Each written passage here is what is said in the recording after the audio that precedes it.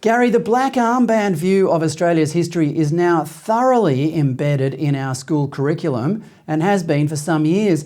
Do you think that enough young people have been brainwashed into voting in favour of this symbolic gesture?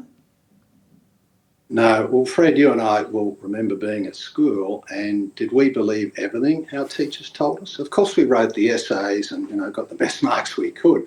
But I don't believe that a lot of Australians, particularly as they leave school and grow up and realise that the world is not quite as their geography or history teacher told them, they will begin to see that this is a bit more serious than what that sort of bedraggled chap up front was teaching 10 years previously.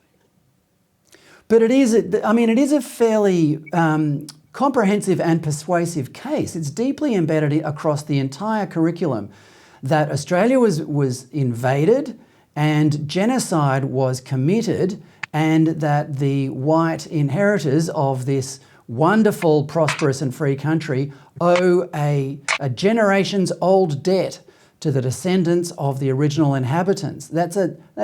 Humans are programmed to seek or to look for justice wherever they go. And I think a lot of young people have been conditioned into thinking that there is a debt owed to the Indigenous, which could manifest in this voice. I think people want to do the right thing by Aboriginal people, and here's a suggestion as what they might do. Now, when they draw their first paycheck and pay tax, they might realise that there's such a huge disconnect between what happened 235 or so years ago and the present generation. I think they might say, what is the connection? Why are we paying people 10 generations on? And by the way, they probably reflect as well that Australians have been very generous to Aboriginal people and have been so for a couple of generations, not always to good effect.